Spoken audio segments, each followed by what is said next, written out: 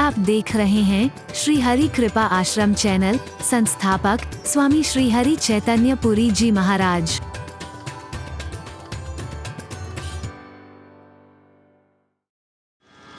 वो व्यक्ति आदर्श बन सकता है जो मन वचन कर्म तीनों से ठीक है। मन का बहुत अच्छा है लेकिन जवान बड़ी गंदी है, वो आदमी आदर्श नहीं हो सकता है।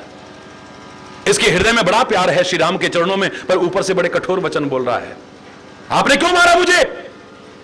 भगवान से कह रहा है। मैं वैरी सुग्रीव प्यारा, कारण कवन नाथ मुझे मारा। क्यों मारा आपने मुझको? मेरी क्या दुश्मनी आपसे? और सुग्रीव आपका प्यारा क्यों है बताओ? भगवान कहते हो मेरी खोज कर आएगा सीता की। अरे मेरा नाम लेकर के रावण यहां छोड़ जाएगा सीता को। ये डरपोक, ये कायर क्या करेगा तुम्हारे साथ?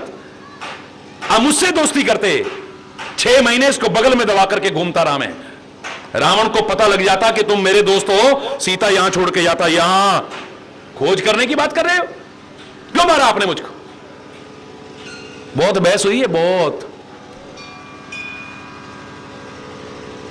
आखिर में भगवान ने कहा, देखो अनुज बधु भगनी सुत नारी, सुन सट कन्या समय चारी, इन्हीं कुदृष्टि विलोकई जोई, ताही बदे कछु पाप न होई।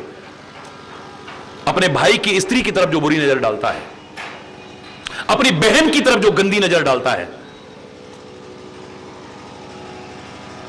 अपने बेटी की पत्नी की तरफ जो गंदी नजर डालता है, और जो कन्या मतलब 12 वर्ष से नीचे, इसकी तरफ जो बुरी दृष्टि डालता है, उसको मारने में कोई पाप नहीं होता है।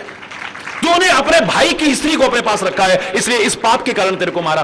फिर भी बाली कहता है दंड देने का अधिकार किसको होता है? राम कहते राजा को। तुम कहां के राजा हो? आपने मुझे क्यों मारा? आपको क्या अधिकार है मुझे मारने का? दंड देने का अधिकार राजा को होता है, और तुम कहीं के राजा नहीं, तुम्हें वनवास हो चुका है। मैं तुम्हारी प्रजा नहीं हूं जो मुझे दंड दोगे आप। भगवान निरुत्तर हो गए यहां पे। श्री राम आखिर में कहते हैं, अब सुग्रीव मेरा मित्र है, मेरे मित्र का मित्र मेरा मित्र, और मेरे मित्र का शत्रु मेरा शत्रु है, इसलिए मारा तुझे। लेकिन भगवान श्री राम भी उसके दिल के प्यार को जानते हैं, क्योंकि गुस्से में भी बोल रहा था, कठोर वचन भी बोल रहा था, तब भी ये नहीं कहा तू तड़ाके से, ऐसे नहीं कह रहा है, कारण कवन नाथ मोहि मारा। क्या बोल रहा है? हे स्वामी, यानी हम आपके सेवक हैं, कारण कवन नाथ मोहि मारा। नाथ शब्द कह रहा है। इसके हृदय में बहुत प्यार है श्री राम के लिए, बहुत ऊपर से ऐसा बोलता है। माली आदर्श नहीं बन पाया। हमारे मन में कुछ नहीं, बस जवान से निकल जाता। क्यों निकलता है जवान से भी? सामने वाला पहले तुम्हारी जवान देखेगा, तुम्हारा मन नहीं देखेगा पहले। बोलो, तुम्हारे मन में कोई पाप नहीं है, मन में कोई वो नहीं है। जवान से ऐसा बोल दिया, हंसता खेलता वातावरण बेकार हो गया, कटुता परिपूर्ण हो गया, वैर विरोध पैदा हो गया, अशांति पैदा हो गई, युद्ध की स्थिति। धिक्कार है ऐसे तुम्हारे अच्छे मन को भी। बोलो, क्या देखेंगे तुम्हारे मन को? मन से आदमी अच्छा है लेकिन जवान गंदी है। जवान अच्छी है लेकिन मन में गंदगी भरी हुई है। ऊपर से बड़ा मीठा मीठा बोलता है, ओए ओए ओए ओए। ऐसे लगता है जैसे सोने के घड़े में जहर भरा हुआ हो। हरि बोलना। ऊपर से तो सोने का घड़ा नजर आ रहा है लेकिन अंदर जहर भरा हुआ है, गंदगी भरी हुई है। मन भी अच्छा है, जबान भी अच्छी है, लेकिन कर्म अच्छे नहीं है तो? बोलो, एक आदर्श व्यक्ति वही बन सकता है जो मन वचन और कर्म तीनों से ठीक होता है। कुंभकर्ण कह रहा है, अरे भैया, वचन कर्म मन कपट तजी। जवान में भी कपट मत लाना कभी। आप ये मत सोचो कि कोई यहां पर दिख रहा है ये जरूर भक्ति होगा। आधी ज्यादा इसलिए धोखा खा जाते हैं। अरे अच्छे अच्छे लोग धोखा खा गए। हरिद्वार में एक संत कहते हैं, महाराज जी हमने ऐसा धोखा खाया, हमने कभी सोचा भी नहीं था। मैंने कहा क्यों, क्या हो गया? बोले एक बार महाराज जी मैं अपनी कुटिया की छत पे बैठा हुआ, तो मैंने क्या देखा, एक आदमी गंगा जी के किनारे बैठा है। सुबह सुबह देखा एक आदमी बैठा है, क्योंकि मेरी जंगल में कुटिया है, यहां पर बहुत कम लोग आते हैं। देखो गंगा जी का कितना भक्त होगा, ध्यान लगा के बैठा हुआ है। महाराज जी उसके बाद में स्नान करने गया, मैंने देखा वो वहीं बैठा हुआ है। मैं स्नान करके आया, आकर के मैंने ध्यान किया, पूजा किया, पाठ किया, जो भी मैंने किया था वो भी किया। उसके बाद जब मैं बाहर झांकने लगा तो देखा वो वहीं बैठा हुआ है। उसके बाद मैं भिक्षा वृत्ति को अपनाता हूं। मैं झोली लेकर के जहां तहां कुछ मांगने गया, ज्यादा मैं इकट्ठा करता नहीं हूं, अपने पेट भरने लायक लेकर के आ जाता हूं। 2-4 घरों में जाके बस वो लेकर के आया, आकर के मैंने प्रसाद खाया। हरि बोल। उसके बाद भी देखा तो वो वहीं पर बैठा हुआ है। उसके बाद भी देखा तो बोलो वहीं बैठा हुआ है। शाम हो गई महाराज जी, मैं दोबारा स्नान करने जाता हूं। दोपहर के बाद में मैं फिर स्नान करके आया तो देखा वहीं पर बैठा हुआ है। मैं वापस कुटिया में आया, फिर मैंने पूजा कर ली। जब ऊपर से झांका तो वो वहीं बैठा है। आखिर मुझसे रहा नहीं गया, मैंने कहा गंगा जी का ऐसा भक्त मैंने पहली बार देखा है। मैं जाकर के इसके चरणों में प्रणाम करता हूं।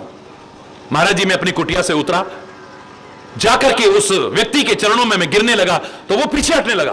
क्या कर रहे हो बाबा? अरे क्या कर रहे हो बाबा? मुझे पाप क्यों चढ़ा रहे हो? मैंने पाप नहीं भैया, तू तो मेरे से, इतना ध्यान तो मेरा भी नहीं लगता, इतनी एकाग्रता तो मेरी भी नहीं है, इतना गंगा जी की भक्ति तो मुझसे भी नहीं होती है।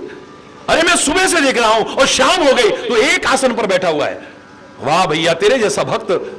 अरे मेरे भी पैर कभी यूं होते हैं कभी यूं होते हैं, पर तू तो एक जगह पर बैठा है बिल्कुल ध्यान लगा के। बोले बाबा धोखा मत खाओ, मैं कोई गंगा वंगा का भगत नहीं हूं, मैं तो मछली पकड़ने वाला हूं, जाल डाल रखा है, सुबह से मेरे हाथ कोई आ ही नहीं है। अरे बोलना धोखा खा जाते हैं लोग। ऐसे आएंगे, बिल्कुल ऐसे बनेंगे जैसे इनके जैसा कोई भक्त नहीं होगा, और अपना सब जुगाड़ फिट करने में रहते हैं। कई लोग ऐसे होते हैं। अरे बोलना, मन से, वचन से और कर्मों से कपट छोड़ करके भजन करना। कौन कह रहा है? कुंभकर्ण कह रहा है। वचन कर्म मन कपट तज, भजे हूं राम रणधीर। धैर्यपूर्वक रण में जुटने वाले महान योद्धा। तो फिर लड़ने का को जा रहा है? हरि बोलना, जोर से बोलो ना। जाहू न निज पर सूझ मोहे, मैं भयऊ काल वश वीर। भैया, उस रावण का साथ देने की बजाय तो राम के हाथों से मरने में कहीं अच्छा ही। मेरा खान पान ऐसा हो चुका है, मुझे अपना पराया अब सूझ नहीं रहा, तू हट जा आगे से बस। अब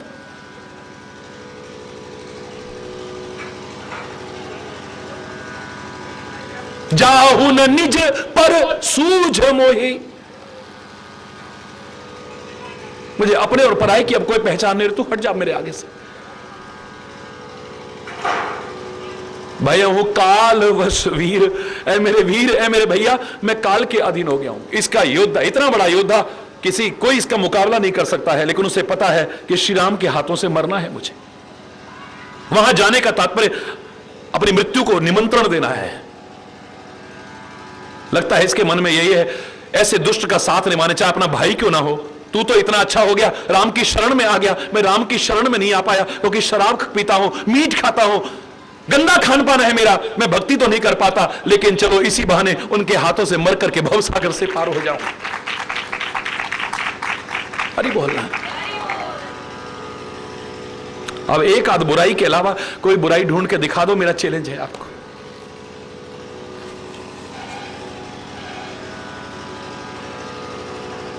इसकी जब मृत्यु भी हुई है ना, मैं युद्ध का प्रसंग नहीं सुना रहा हूं, रामायण में इसकी महानता को दर्शन दिया है। जब इसकी मृत्यु होती है, भगवान इसके 2 टुकड़े कर देते हैं, अलग अलग भूमि पर गिरते हैं, लेकिन इसके शरीर से एक तेज पुंज निकलता है, और वो तेज पुंज निकल करके श्री राम के अंदर समा जाता है, और किसी की ज्योति उस ज्योति से मिली हो ना मिली हो, तासु तेज प्रभु बदन समाना, सुर मुनि सब ही अचंभव माना। देवता देख रहे ये क्या हो रहा है? हम तो इसको राक्षस समझते थे, सारे मुनि कहने लगे ये तो राक्षस नजर आ रहा था। इसके अंदर इतना प्रचंड तेज, और उस तेज ने जाकर के श्री राम के अंदर समाना। वाह वाह वाह, आश्चर्य हो रहा है, आश्चर्य। आप बताओ, आपको आश्चर्य नहीं हो रहा? तुम कुंभकर्ण को क्या समझते थे और इतनी बार रामायण पढ़ी, कभी ध्यान नहीं दिया रामायण में क्या लिखा है कुंभकर्ण के बारे में? दूसरों की बुराइयां तो हम करते हैं लेकिन अपनी बुराइयां नहीं देखते हैं। जब भी हमने कभी किसी की तरफ एक उंगली उठाई है, प्रकृति ने 3 उंगली 1 अंगूठा ये अपनी ओर इशारा करा रही है। दूसरों के दोषों पर उंगली करने की बजाय अपने अंदर झांक के देख, जो बुराइयां हैं उन्हें दूर करके देख, जिंदगी संवर जाएगी तेरी। हरि बोलना। सीखने वाले बन जाओ। कौन तुम्हें नहीं सिखा सकता है? कितनी शिक्षाएं मिली बताओ, राक्षस के जीवन से, राक्षस के जीवन से। न सीखना चाहोगे तुम्हें देवता भी नहीं सिखा पाएंगे। देवता तो क्या, साक्षात परमात्मा भी तुम्हें नहीं सिखा पाएगा, याद रखना। श्री कृष्ण के सिखाने पर अर्जुन सीख सकता है लेकिन दुर्योधन नहीं सीखा। धृतराष्ट्र के समझ में नहीं आई बात, शकुनी के समझ में नहीं आई बात।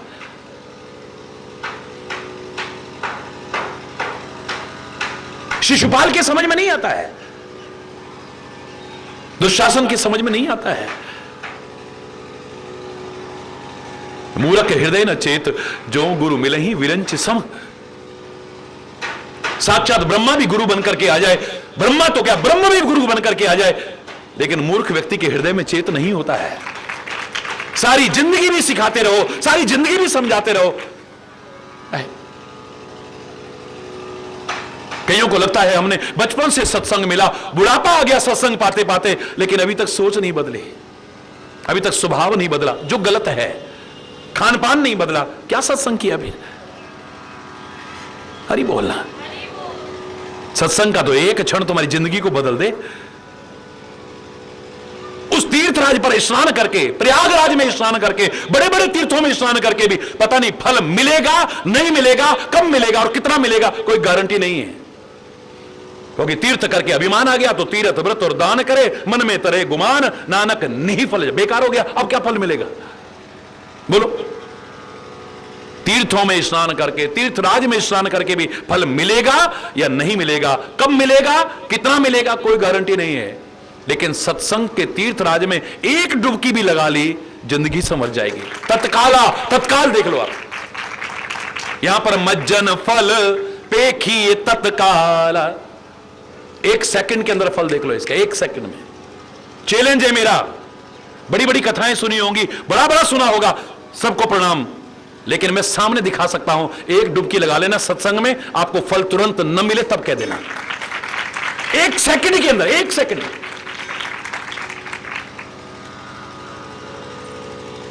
डुबकी लगाई कहां?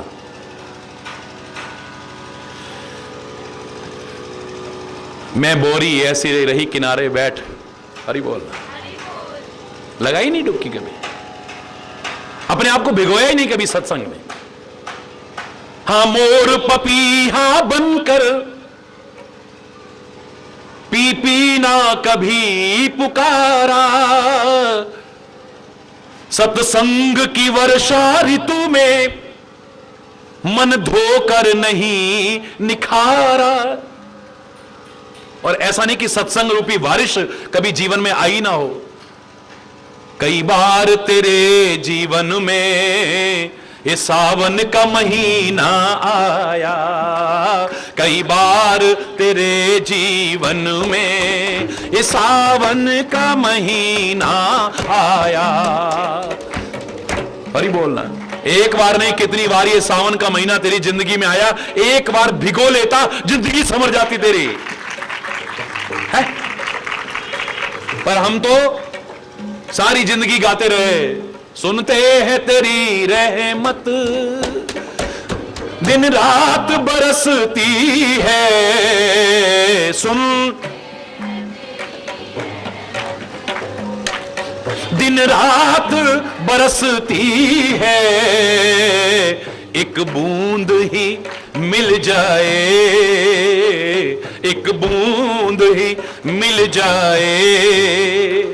मन की कली खिल जाए, मोहन तेरे चरणों की गर धूल ही मिल जाए, सच कहती हूं मेरी तकदीर संवर जाए, सच कहती मेरी तकदीर संवर जाए। सुनते हैं तेरी रहमत दिन रात बरसते, तेरी कृपा रात दिन बरस रही है। गाए ये रहे हैं और फिर कहेंगे कभी साढ़े ते भी कृपा करो। हरि बोल। अरे मूर्ख, खुद कह रहा है तो सुनते हैं तेरी रहमत दिन रात बरसती है, तेरी कृपा तो रात दिन बरस रही है। और कितना अफसोस है, फिर कहता है एक बूंद ही, एक बूंद मिल जाए। अरे बाहर बरस रही हो और तू एक बूंद को तरस रही हो, कभी सोचा तेरे अंदर कहां कमी है? यानी तू अंदर बसा पड़ा है। एक बार बाहर आ, एक बार बाहर आ। एक बूंद कह रहा है पूरा नहा जाएगा तू। बाहर बरस रहा हो और तू एक बूंद को तरस रहा हो, यानी मामला गड़बड़ है। अंदर घुसे रहोगे तो कहां भीगोगे वीर? है तू एक बूंद मांगना ही नहीं पड़ेगा, एक बूंद तो क्या पूरा का पूरा नहा जाएगा तू। एक बार बाहर तो निकल। जो संकीर्णता की तेरी सोच है उसे बाहर तो निकल जरा। हरि बोल रहा है। फिर देखो क्या आनंद आता है। फिर मैं कह रहा हूं सीखने वाले बन जाओ, कहीं से भी सीख सकते हो। न सीखने वाले बने, भगवान और गुरु भी नहीं सिखा पाएंगे। तुम सीख पा रहे हो या नहीं सीख पा रहे हो, यहीं से तुम्हारे जीवन और व्यक्तित्व का परिचय मिलेगा।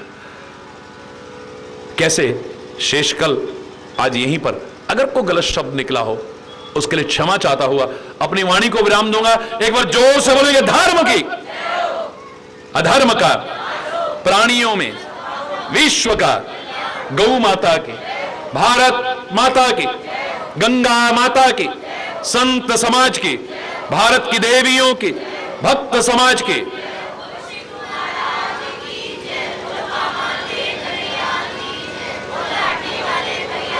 बोलो वृंदावन बिहारी लाल की जय। जय जय श्री राधे श्याम राम। हरि बोल।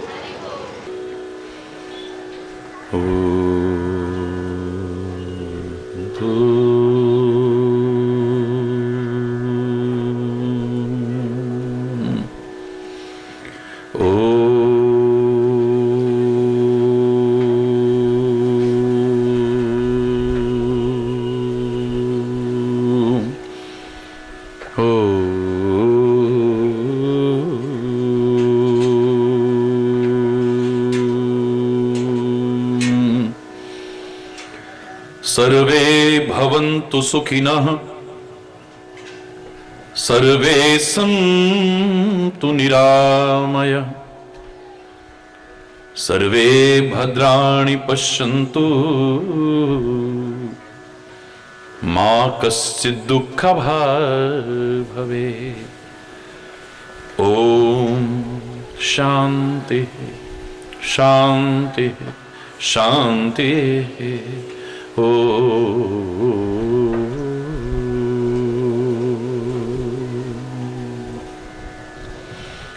त्वमेव माताश्च पिता त्वमेव, त्वमेव बन्धुश्च सखा त्वमेव, त्वमेव विद्या द्रविणं त्वमेव, त्वमेव सर्वं मम देव देव। ओम शांति शांति शांति।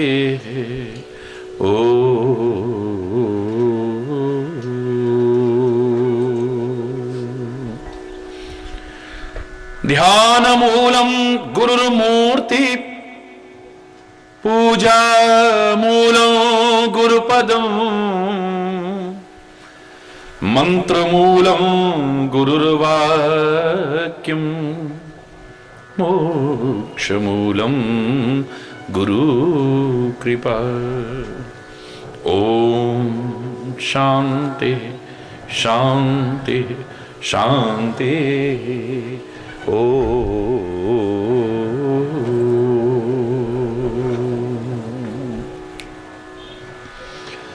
जय जय नारायण नारायण हरि हरि। जय जय नारायण नारायण हरि हरि। जय जय नारायण नारायण हरि हरि।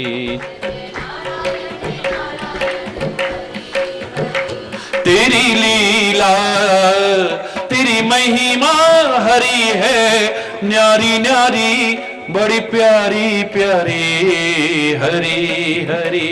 जय जय नारायण नारायण हरि हरि। जय जय नारायण नारायण हरि हरि। जय जय नारायण नारायण हरि हरि। जय जय नारायण। आए शरण तिहारी हरि आए। हम आए शरण तिहारी हरि हम आए। अब राखो लाज हमारी हरि। अब राखो लाज हमारी हरि हरि हरि। जय जय हरि हरि जय जय। जय जय हरि हरि जय जय।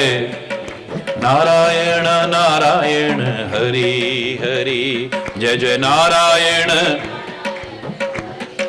नारायण नारायण हरि हरि। जय जय नारायण। तेरी लीला तेरी महिमा हरि है न्यारी न्यारी बड़ी प्यारी प्यारी हरि हरि। जय जय नारायण नारायण हरि हरि। जय जय नारायण। भक्तों के प्राण धारे हरि भक्तों के प्राण आधारे हरि भक्तों के। सारे जग के परम सहारे हरि सारे जग के परम सहारे हरि हरि हरि। जय जय हरि हरि। जय जय हरि हरि। जय जय हरि हरि। जय जय नारायण नारायण हरि हरि। जय जय नारायण नारायण हरि हरि। जय जय नारायण। तेरी लीला तेरी महिमा हरि है न्यारी न्यारी बड़ी प्यारी प्यारी हरि हरि। जय जय नारायण नारायण हरि। जय जय नारायण। जय जय नारायण नारायण। जय जय नारायण नारायण हरि हरि।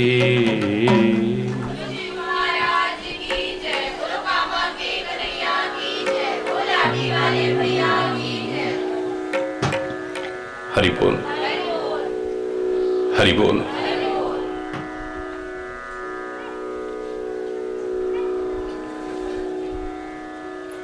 गुणग्राही बनो।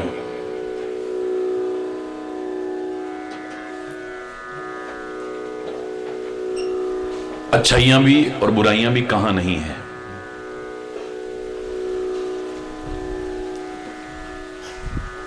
ये आप पर निर्भर करता है कि आप अच्छाइयां लेते हो या बुराइयां लेते हो।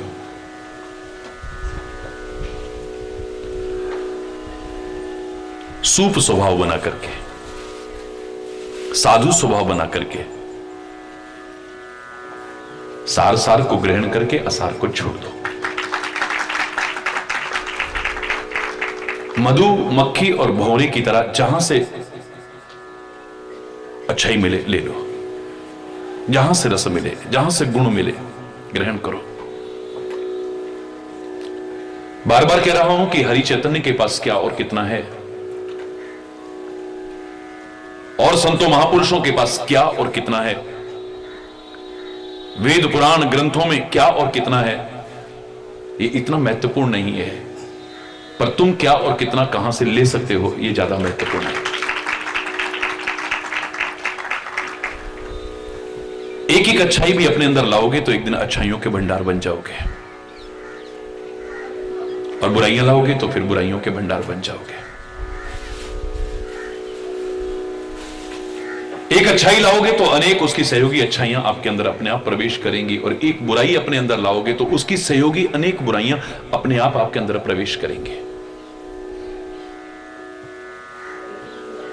महाशिवरात्रि के इस पावन पर्व पर भगवान शिव के उन ऐतिहासिक महान भक्तों को हम उठा के देख रहे हैं,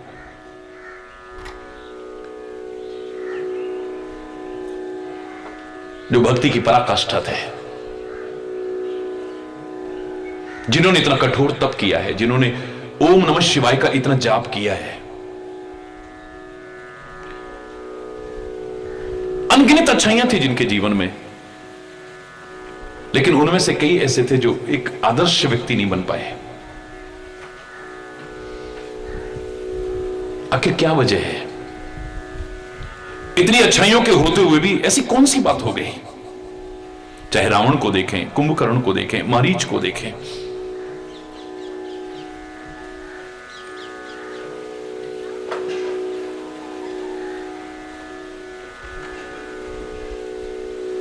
अच्छाइयां जहां से लेने में संकोच नहीं करो कि ये सामने वाला कैसा है, ये इतना महत्वपूर्ण नहीं है। लेकिन साथ ही साथ ये शिक्षा भी ले लेना कि इतनी अच्छाइयां होते हुए भी कोई ऐसी बुराई थी जिनकी वजह से इनकी सब अच्छाइयों पर मिट्टी पड़ गई है। वो बुराइयां हमारे जीवन में प्रवेश ना कर जाएं कहीं, लोग हमारे लिए भी ना कहें कि बाकी तो सब ठीक है, पर लगते ही वो अच्छाइयां उड़ ना जाएं कहीं। बाकी तो सब ठीक है, पर अनेक उदाहरण आपने सुने हैं। रावण का जीवन वृतांत भी सुना है, पूर्व जन्म भी सुना कि वो मामूली व्यक्ति नहीं है। भगवान विष्णु का भी परम प्रिय है, द्वारपाल थे उनके, रावण भी और कुंभकर्ण भी। और इस जन्म में भी इतना कठोर तप किया है, भगवान शिव की भक्ति की पराकाष्ठा है इनके जीवन में। सब कुछ पाया इन्होंने, लेकिन कुछ ऐसा रह गया जिसकी वजह से सब अच्छाइयां बेकार हो गई इनकी।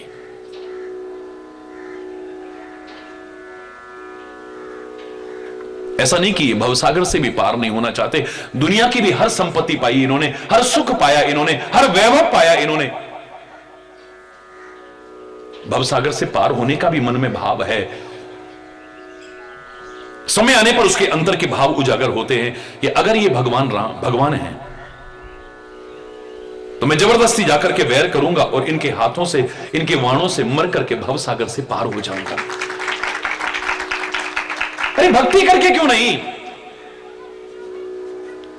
उनके वाणों से मर करके क्यों भवसागर से पार होना चाहता है? तो भगवान शिव का इतना भक्त है, तूने इतनी कठोर तपस्या की है, अपनी गर्दनें तक काट काट करके चढ़ा दी तूने, इतना तूने ओम नमः शिवाय का जाप किया है, शिव के जो स्तोत्र रावण के लिखे हुए हैं उसका कोई सानी नहीं है दुनिया में। आज भी बड़ी श्रद्धा से हम लोग गाते हैं शिव तांडव स्तोत्र, तो रावण का विरचित है ये।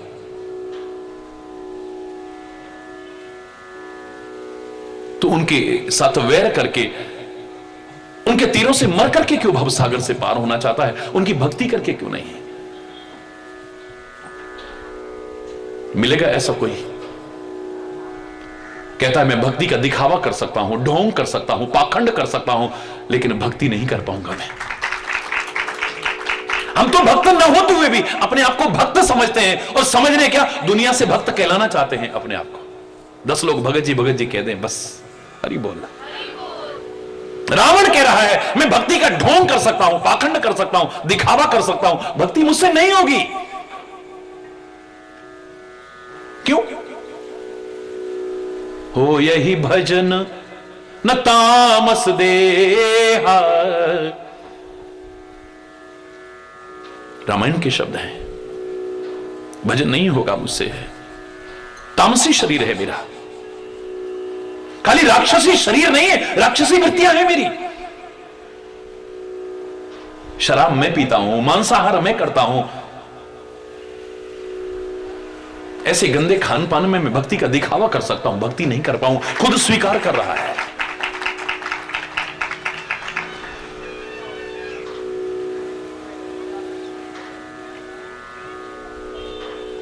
ये चंद बुराइयां ना आती तो मेरे शायद इतना महान व्यक्ति और नहीं था दूसरा कोई।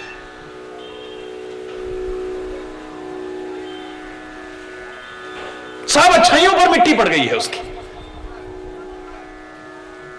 सारा कुछ है लेकिन चरित्र नहीं है, आचरण नहीं है। तभी मैंने कहा था मुझे 3 तरह के लोग आए नजर। हरि चैतन्यपुरी को मानस की 3 प्रमुख पुरियां नजर आई हैं। अवधपुरी बोलो, जनकपुरी, लंकापुरी, 3 प्रमुख पुरी हैं। हरि चैतन्यपुरी को 3 प्रमुख पुरी नजर आई है इसमें। अवधपुरी में भगवान का प्राकट्य होता है, लोग साधना करते हैं, नियम करते हैं।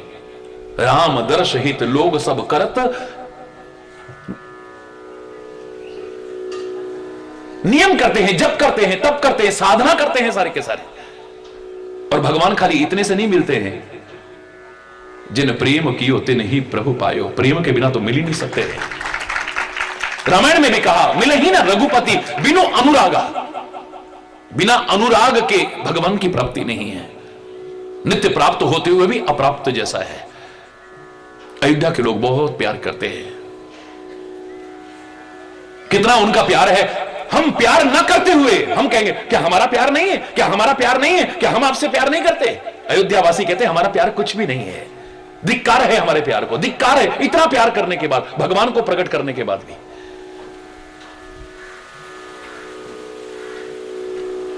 राम जब वन की ओर जाने लगे हैं, शब्द सुनिए अब क्या कहते हैं अवधपासी। निंदही आप सराही मीना। धिक्कार है हमारे प्यार को, धिक्कार है। हमसे तो मछलियां अच्छी हैं। उन्होंने अपने जीवन का आधार बनाया है जल को। जल से जरा दूर होती है तो प्राण त्याग देती है। दुनिया की निगाह में हमने अपने जीवन का आधार बनाया है राम को। राम बिछुड़ रहा है और हमारे प्राण नहीं निकल रहे।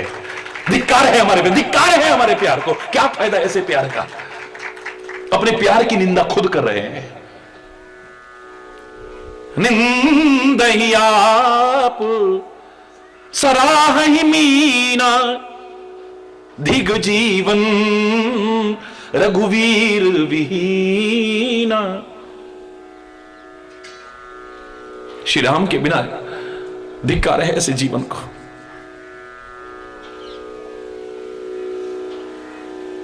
इसका तात्पर्य नहीं कि हम आत्महत्या कर लें, अपने जीवन को समाप्त कर लें। प्यार का तात्पर्य किंचित मात्र भी नहीं है, लेकिन धन्य है उसका प्यार। जल से प्यार करती है, मछली जल की रानी है, जीवन उसका पानी है। हाथ लगाओ तो डर जाएगी, बाहर निकालो तो छोटे छोटे बच्चे बोलते हैं। जीवन का आधार है, और जीवन का आधार अगर एक क्षण को भी दूर हो जाए प्राण त्याग देती है। क्यों अयोध्या में दशरथ जैसा प्यार किसी का नजर नहीं आ रहा है। आत्महत्या नहीं की राम से बिछुड़ने पर। यह महान जगन ने अपराध नहीं किया है, प्रेमी और भक्त कभी नहीं कर सकता है। जो सच्चा प्यार होगा रहेंगे नहीं प्राण। बंदो अबद बुहाल सत्य प्रेम जही राम पद, बिछुड़त दीन दयाल प्रिय तनु तृण इब परिहर्यो। क्या ऐसा प्यार होगा, बिछुड़त दीन दयाल, श्री राम के बिछुड़ते ही तिनके की तरह शरीर त्याग दिया, एक क्षण नहीं लगा। ऐसा नहीं कि गोपियों का प्यार नहीं है, एक भी गोपी मरी नहीं है, प्राण नहीं त्यागे हैं उन्होंने।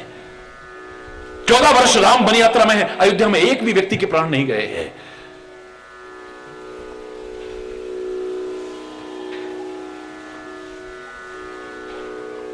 लेकिन ऐसा भी देखा है, प्यार में निकल गए बस।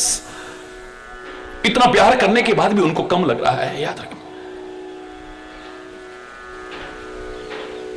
मैंने कहा था कि इन 3 पुरियों से शिक्षा लेना। अयोध्या प्रेम की नगरी है, जनकपुरी ज्ञान की नगरी है, महाराजा जनक जैसे महाज्ञानी है वहां पर। और लंका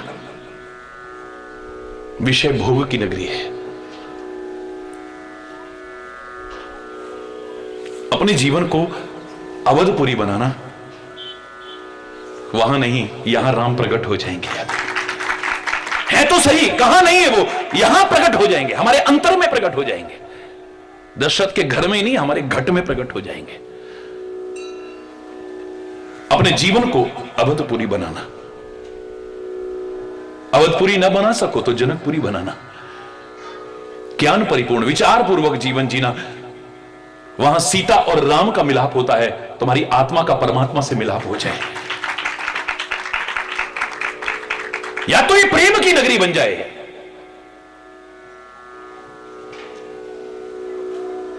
परमात्मा का प्राकट्य हो जाए, ये जीवन में ज्ञान और विचार हो, आत्मा का परमात्मा से मिलाप हो जाए। इसे अवधपुरी बना लेना, इसे जनकपुरी बना लेना। अगर ना बना सको कम से कम लंकापुरी मत बनाना, जहां आया हुआ राम भी अंदर प्रवेश न करे। लंकापुरी एक ऐसी नगरी है जहां राम आया हुआ है लेकिन अंदर प्रवेश नहीं करता है। 14 वर्ष की अवधि भी पूरी हो गई है, नियम भी पूरा हो गया है, कार्य भी पूरा हो गया है। और विभीषण ने कितने प्यार से प्रार्थना की थी। जब राजा बनाया है विभीषण को, विभीषण ने सारे लंका निवासियों को इकट्ठा किया। इतिहास कहता है मैं राजा बना हूं श्री राम की कृपा से। सिंहासन पर बैठते ही पहली आप सबसे प्रार्थना है कि जो तुम मांगना चाहो मांग लो। श्री राम की कृपा से आप सबको अवश्य मिलेगा। लगता है सारे के सारे लंका निवासी एक मत होकर के विचार करके आए थे, अगर महाराज कहेंगे कुछ मांग लो तो यही मांगना है। एक ही आवाज आती है, बस श्री राम के चरण लंका में डलवा दो, और कुछ नहीं। यहां आज तक अधर्म हुआ है, अत्याचार हुआ है, पाप हुआ है, अनाचार हुआ है, दुराचार हुआ है। पहली बार ये मौका मिला है कि परमात्मा यहां आए हैं।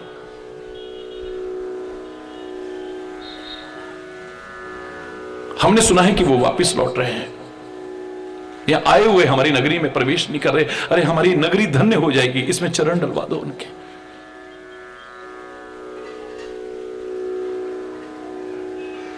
विभीषण गया, श्री राम के चरणों में प्रणाम किया। श्री राम ने देखा कुछ कहना चाहते, अंतर्यामी प्रभु जान गए। कहो विभीषण कुछ कहना चाहते हो? हां प्रभु कहो ना, निसंकोच कहो, मुझसे कैसा पर्दा, छुपा मत करो, जो तुम्हारे मन में है कहो। बोले प्रभु एक कृपा कर दो। क्या? बोले प्रभु पहले हम नहीं कह सकते थे क्योंकि आपका नियम था कि आप नगर में, शहर में, गांव में प्रवेश नहीं करते थे। 14 वर्ष का तपस्वी वेश में, विशेष उदासी रूप में आपका प्रण था। अब तो आपका काम भी पूरा हो चुका है, 14 वर्ष भी पूरे हो गए हैं। कृपया हमारी नगर में चरण डाल दीजिए बस। श्री राम की आंखों में आंसू आ गए। बहुत बार रोए हैं राम, लेकिन बेबसी के आंसू आज पहली बार रोए हैं, पहली बार जिंदगी में। अपने भक्तों की मनोकामना को पूर्ण करने वाले परमात्मा आज आंखों से आंसू बरसाए जा रहे हैं। विभीषण बोला क्या मुझसे कुछ अपराध हो गया प्रभु? मैंने कुछ गलत कह दिया प्रभु, क्षमा चाहता हूं, लेकिन सबकी इच्छा है लंका निवासियों की, हमारे नगर में प्रवेश करिए, आप चरण डाल दीजिए।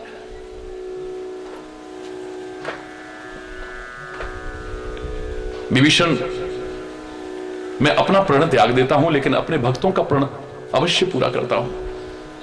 मैं अपने वचन पर त्याग कर देता हूं, लेकिन अपने भक्तों का वचन अवश्य निभाता हूं। मैं प्रेम के वशीभूत हूं ना मैं। प्रबल प्रेम के पाले पड़कर हरि को नियम बदलते देखा, उनका मान टले टल जाए पर भक्त का मान न टलते देखा। बोले प्रभु आपके इसी स्वभाव को जान करके मैं सारे लंका निवासियों को वचन देकर के आया हूं, मैं लाऊंगा श्री राम के चरण अवश्य लड़वाऊंगा लंका निवासी, मेरे वचन को निभा दो ना फिर प्रभु। श्री राम कहते पहली बार मैं बेबस हूं, ऐ विभीषण तुम इतने प्यार से कह रहे हो, लंका निवासी इतने प्यार से प्रार्थना, मैं इस प्यार को ठुकरा नहीं सकता हूं, लेकिन क्या करूं तुमसे भी ज्यादा प्यार करने वाला अयोध्या में रो रहा है। यहां अगर मैं ना गया ना किसी के प्राण नहीं निकलेंगे, और वहां अगर मैं एक क्षण भी विलंब हो गया मेरा भरत भैया जिंदा नहीं रहेगा। इसलिए विभीषण आज मैं तुमसे प्रार्थना कर रहा हूं, मुझे माफ करना है। तुम नगर में प्रवेश करने की बात कर रहे हो, अपने नगर से जल्दी जल्दी मुझे दूर करो यहां से, पैदल जाने में बहुत समय लगेगा, तुम्हारे पास तो विमान है ना, पुष्पक विमान लाओ, मुझे जल्दी से ले जाओ। जितना समय कम लगेगा उतना ही मेरे भरत भाई के प्राण बच जाएंगे। अगर एक क्षण जियत न पावो हो वीर, एक क्षण का विलंब हो गया मेरा भैया मुझे जिंदा नहीं मिलेगा। नहीं किया नगर में प्रवेश, और इसका प्रमाण मिलता है रावण के शब्दों में प्रमाण मिलता है, हरि बोलना, मृत्यु शैया पर पड़ा रावण कह रहा है जीता तो मैं ही हूं, फिर भी राम नहीं जीते हैं। आज पहली बार राम शब्द निकला इसके मुंह से, कभी राम शब्द नहीं निकला है। मृत्यु के समय पहली बार इसके अंदर होगा तो होगा, आज पहली बार जवान से राम शब्द निकला है। युद्ध में जीता हूं, राम नहीं जीता है। लोगों ने कहा रस्सी जल गई, अभी ऐंठ नहीं गई। कैसे कह रहे हो रावण कि तुम जीते हो? श्री राम भी सामने खड़े कह रहा है आप नहीं जीते हो, युद्ध में ही जीता हूं। सब कहने लगे कैसे? बोले मैंने जीते जी तुम्हें अपने नगर में प्रवेश नहीं करने दिया, लेकिन तुम्हारे सामने रहते रहते तुम्हारे धाम में जा रहा हूं, रोक सको तो रोक लो। मैंने अपने नगर में तुम्हें प्रवेश नहीं करने दिया, लेकिन तुम्हारे रहते रहते तुम्हारे सामने तुम्हारे धाम में घुस रहा हूं, रोक सको तो रोक लो। हरि बोल। अपने जीवन को लंकापुरी मत बनाना, जो आया हुआ राम भी अंदर प्रवेश ना कर सके। जहां विषय है, जहां भोग है, जहां वासनाएं हैं, जहां गंदगी है, जहां हिंसा है, जहां अधर्म है, जहां अत्याचार है, जहां कुकर्म है,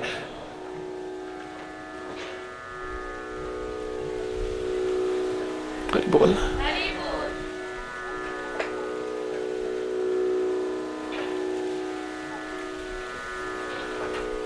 ये शिक्षा लेनी, आखिर ऐसी क्या वजह है? इतनी अच्छाइयां होते हुए एक आदर्श व्यक्ति नहीं बन पाए हैं। जो एक आम आदमी चाहता है वो सब अच्छाइयां हैं वहां पर। कौन नहीं चाहता मैं बलवान बनूं? उसके बराबर बलवान कौन है? सारी दुनिया पर विजय प्राप्त, देवलोक में विजय प्राप्त की है। देवता उसके इशारे पर नाचते हैं, डरे डरे खड़े रहते हैं, सहमे सहमे खड़े रहते हैं। भ्रकुटी विलोकत सकल सभीता, डरे हुए सिर झुका करके हाथ जोड़ करके उसकी पलकों की तरफ देखते, भौहों की तरफ देखते हैं, उसका इशारा देखते हैं।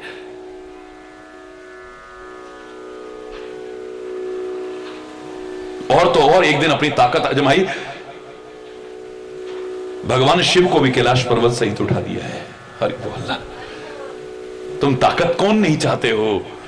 इतनी ताकत है उसमें। हरि बोल। कौन नहीं चाहता कि मैं धनवान बनूं? सोने की लंका है उसकी, कुबेर तो खजाने में बंद पड़ा हुआ है, लाख जन्म लेकर के इतने धनवान। हरि बोलना। कौन नहीं चाहता है तुम्हारी सुंदर स्त्री हो, तुम्हारी विवाह हो, तुम्हारी सुंदर स्त्री हो या सुंदर पति हो, जिसका जो भी चाहता है।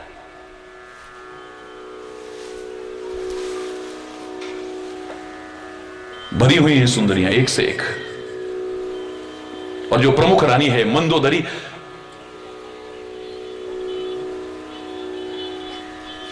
परम सुंदरी नारी लीलामा, उस समय की स्त्रियों में सर्वश्रेष्ठ थी, मुकुट थी, सुंदरी नहीं परम सुंदरी नारी लीलामा। उसकी सुंदरता से ही उसका नाम भी रखा गया मंद उदरी। उदरी माने पेट को कहते हैं, बहुत छोटा सा पेट। हरि बोलना। कमरा नहीं, हरि बोलना, जोर से बोल रहा। और जोर से बोलो। तुम चाहते हो तुम्हारी संतान हो, और वो भी आज्ञाकारी संतान हो। कौन नहीं चाहता है? एक संतान की बात कर रहे हो, एक लख पूत सवा लख नाती। हरि बोल। और सारे कैसे हैं? औलाद आज्ञाकारी है। रामायण कहती है रावण जो कहता था उससे पहले ही वो आज्ञा, इशारा समझते थे, इशारा।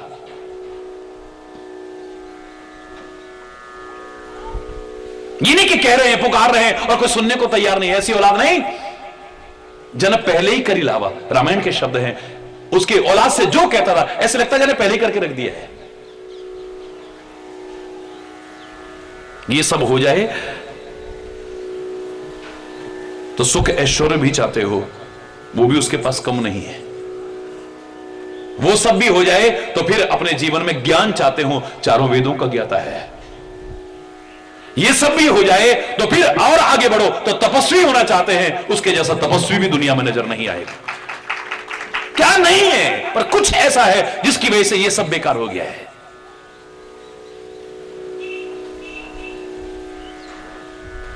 तभी मैंने कहा था जहां आचरण नहीं है वहां चरण नहीं पड़ सकते गुरु के और परमात्मा के, चाहे वो घट हो या घर हो। आचरण जाए अगर तुम चाहते। एक बार एक शेर लिखा था मैंने, आचरण जाए अगर तुम चाहते तो आचरण अपना पहले सुधार लो। आचरण, हरि बोलना, जोर से बोलना, पहले अपना आचरण सुधार लो, वरना आया हुआ राम भी अंदर प्रवेश नहीं करेगा। ये साफ स्वीकार करता है मेरा खान पान गंदा है, मेरी सोच गंदी है, मैं भक्ति नहीं कर सकता। हम दम भरते हैं। भक्त कहलाना बड़ा सरल है, भक्त अपने आप को समझना बड़ा सरल है, लेकिन भक्त बनना इतना सरल नहीं है। याद करो मैंने कहा था ना, किसी ने बड़ी अच्छी कव्वाली गाई थी, हरि बोल हरि बोल। प्रभु जी आपके गुण गाने वाले और होते हैं, प्रभु जी आपके गुण गाने वाले और तुम्हारे नाम पे मिट जाने वाले और तुम्हारे नाम पे मिट जाने वाले। पिला दे प्रेम का प्याला, बना दे अपना मतवाला, पर वो साकी और होते हैं वो प्याले। तुम्हारे नाम पे मिट जाने वाले। भक्त बनने का, प्रेमी बनने का दम बहुत भरेंगे, लेकिन होता कोई कोई। भगत बहुत तेरे पर भक्ति करने वाला कोई कोई। हरि बोल।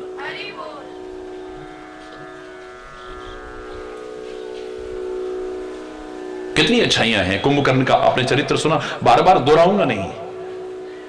अच्छाइयां ही अच्छाइयां भरी हुई, अच्छाइयां ही अच्छाइयां। बड़े बड़े भक्त भी उसके सामने बोने नजर आते हैं, अच्छाइयां हैं।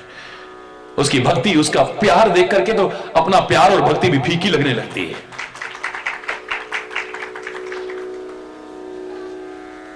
लेकिन जरा देर में भक्ति उड़नछू हो जाती है। क्यों? गंदा खान पान। पूरा सुनने के बाद क्या लगा आपको? पूरा सुनने के बाद क्या लगा आपको? सब कुछ है, प्यार की वाणी है, भक्ति की वाणी है, ज्ञान की वाणी है, अच्छे विचार हैं, सब कुछ अच्छा है। लेकिन जहां अंदर शराब गई, मांस गया, वाणी भी बदल गई, स्वभाव भी बदल गया, सब कुछ बदल गया, एक सेकंड में बदल गया। फिर कहां गई वो भक्ति, कहां गया वो प्यार, कहां गया वो सम्मान, कहां गया वो, सब खत्म। हरि बोल।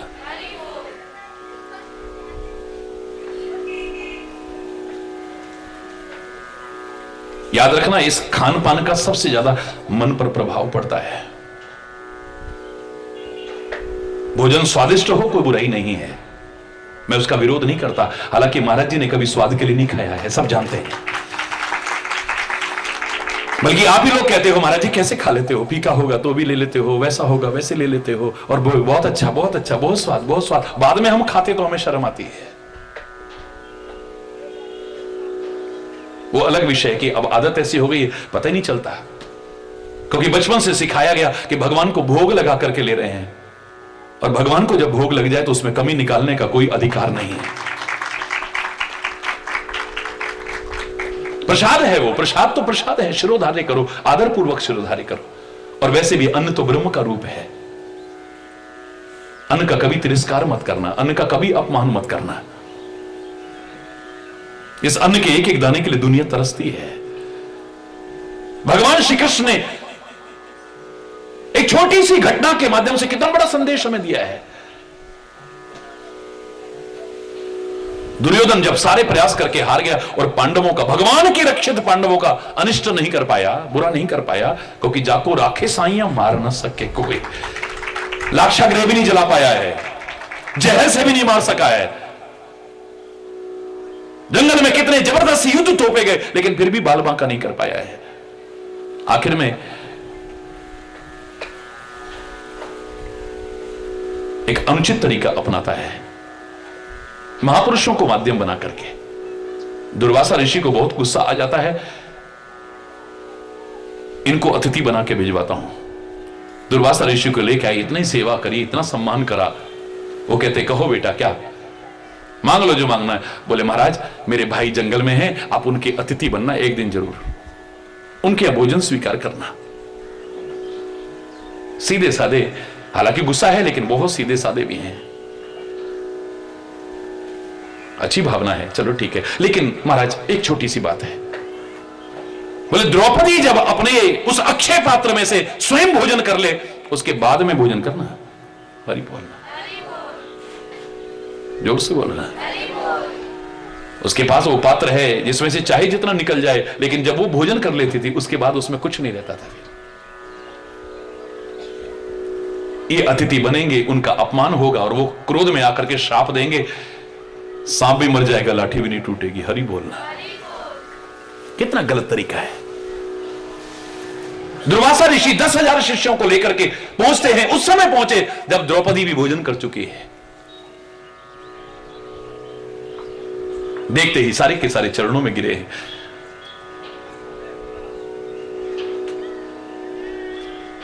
बड़ा सत्कार किया है, बोले हम आज भोजन करेंगे और 10,000 शिष्य भी हमारे भोजन करेंगे।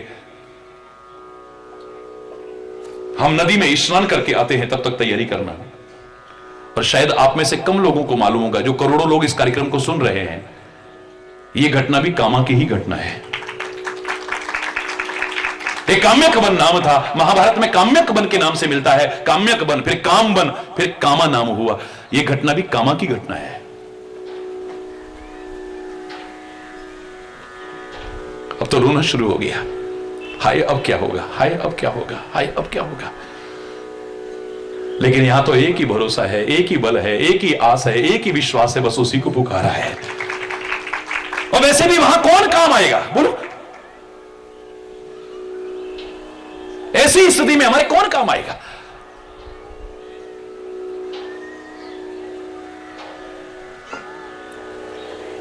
हे कृष्णा, हमेशा तूने रक्षा की है, आज तेरे अलावा कोई हमको नहीं बचा सकता है,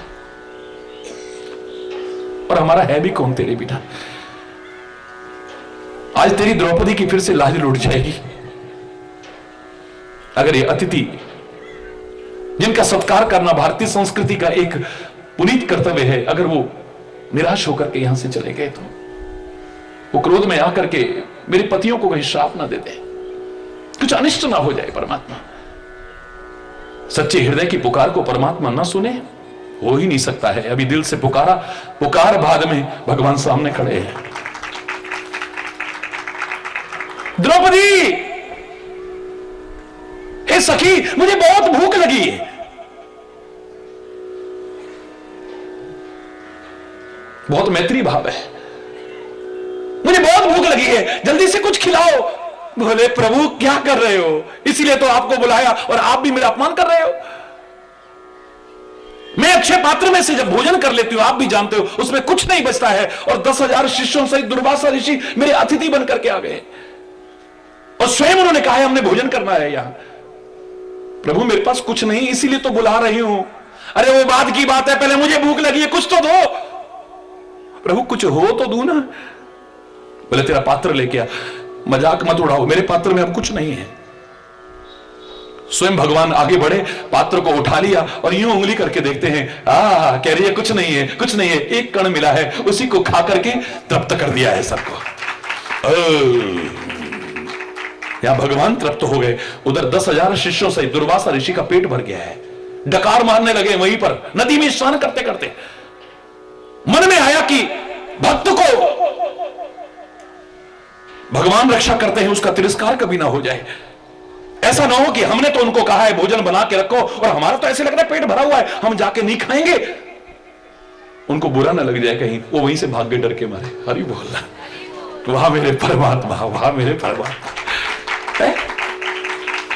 कितनी बड़ी शिक्षा दे गए। एक कण खा करके 10,000 शिष्यों सहित दुर्वासा का पेट। ये इतिहास क्या सिखा रहा है? एक कण से को पेट भरता है क्या? भगवान का तो भर सकता है। भगवान भोजन के नहीं, हमारे भाव के और प्रेम के भूखे, उससे भरता है उसका। लेकिन और किसी का भर सकता है क्या? फिर क्या सिखाना चाहते हैं? वो सिखाते हैं कि अन्न का एक दाना भी कभी बर्बाद मत करना। अन्नम ब्रह्म, हमारी संस्कृति, भारतीय संस्कृति क्या कहती है, हमारी सनातन संस्कृति क्या कहती है? अन्नम ब्रह्म रसो विष्णु। अन्न ब्रह्म का रूप है, इस अन्न का कभी तिरस्कार ना हो। जो भोजन करके झूठा छोड़ देते हैं थालियों में, बहुत बड़ा अपराध करते हैं, याद रखना। उसे नालियों में बहाते हैं, बहुत बड़ा अपराध करते हैं, याद रखना। जो गुस्से में आकर के सारा दिन प्यार से बनाने वाली अपनी पत्नी का, अपनी मां का, अपनी बहन का, अपने परिवार की उन माताओं बहनों का तिरस्कार करते हैं, थालियों को उठा उठा के फेंकते हैं, क्या बनाया ये, क्या बनाया, बहुत बड़ा अपराध करते हैं। आज जिस अन्न का तिरस्कार कर रहे हो, भगवान न करे उस अन्न के लिए तरसना पड़ जाए कभी। ऐसे कितने लोग हैं जब तक था तो उसकी कदर नहीं करी, तिरस्कार करते थे, अपमान करते थे, अपराध करते थे। लोग अपने किस्से खुद सुनाते हैं, महाराज जी हमसे ऐसा अपराध हुआ, फिर सुनामी आया, हम ऐसे उसमें फंसे, हमारे पास खाने को कुछ नहीं था, कई दिन ऊपर ताकते थे कोई डाले तो हम खाएं, वो पानी में जो गिरता था उसी को उठा उठा करके हम खाते थे। भूकंप जब आया, बड़े बड़े लोगों की क्या स्थिति हो गई। भगवान करे कल जो गुजरा वो फिर से ना गुजरे, आने वाला वो कल ऐसा हो ना, पर हम चले नेक रास्ते पे, हमसे भूल कर भी कोई भूल हो ना। हरि चैतन्य ने अपनी आंखों से देखा हुआ है भारत पदयात्रा के दौरान वो दृश्य। ढाबे के बाहर झूठा खाना फेंका, उसी पर कुत्ता और उसी पर एक आदमी झपट रहा था, वो भी खींच रहा है, कुत्ता भी खींच रहा है, उसमें से तरसते हैं इस अन्न के एक एक दाने के लिए लोग। हम अपमान करते हैं, तिरस्कार करते हैं, ना हो जाए हमसे कभी ये अपराध। और कुछ ना भी हो तो कहीं ऐसा ना हो कि डॉक्टर कह दे अब ये नहीं खा सकते, वो नहीं खा सकते, वो नहीं, हमारा खाना ही छूट जाए कहीं। तरसते हैं, फिर उसके लिए तरसते हैं। तब थालियां फेंकते थे, अब डॉक्टर ने कह दिया है मजबूरी है, अब चीनी नहीं खा सकते, अब फीका खाना पड़ रहा है। हरि बोलना, अब तुम नमक नहीं खा सकते, फीका खाना पड़ रहा है। अब परमात्मा सबको स्वस्थ रखे। सर्वे भवन्तु सुखिनः, सर्वे सन्तु निरामया, सर्वे भद्राणि पश्यन्तु, मां कश्चित् दुःख भाग भवेत्। लेकिन उसके लिए हमें जागरूक होना पड़ेगा। याद रखना, इस अन्न का सबसे ज्यादा प्रभाव पड़ता है हमारे मन पर। रावण खुद स्वीकार कर रहा है, और कुंभकर्ण का चरित्र सुनने के बाद, इतनी अच्छाइयां सुनने के बाद, एक ही तो बुराई नजर आई। महेश खाए करी मदिरा पाना, गरजे वज्राघात समाना। जो अभी प्रेम की वाणी बोल रहा था, सम्मान की वाणी बोला, अब गरज रहा है। ये मन काहे से बनता है? महापुरुष कहते हैं जो हम अन्न ग्रहण करते हैं उसका स्थूल भाग मलमूत्र के रूप में शरीर से बाहर हो जाता है। जो मध्यम भाग है उसका, उससे रक्त, वीर्य इत्यादि का निर्माण होता है, और जो अति सूक्ष्म भाग है उससे मन का निर्माण होता है। जो हमारी भारतीय संस्कृति कहती है, भारतीय संस्कृति का जो मेडिकल साइंस कहता है। मैं आज के अधूरे मेडिकल साइंस की चर्चा नहीं कर रहा, हालांकि उसके जो विकास हुआ है उसकी प्रशंसा किए बिना भी नहीं रहूंगा, जिसने इस मेडिकल साइंस को भी बहुत सारी सहायता दी है रोगों के उपचार करने में। मैं अधूरी बात नहीं करूंगा कभी भी, लेकिन अभी भी उनको तो बहुत कुछ सीखना बाकी है। पर हमारे महर्षियों ने, जो महान वैज्ञानिक थे, उनके तो सामने था सब कुछ।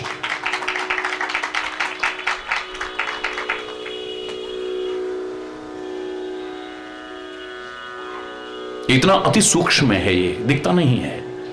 बड़े से बड़े सर्जन से पूछा जाए तो उन्हें इतने ऑपरेशन करे हैं, सब अंग देखे होंगे, और ये भी तो एक अंग है शरीर का। मन भी कभी देखा है? हरि बोल।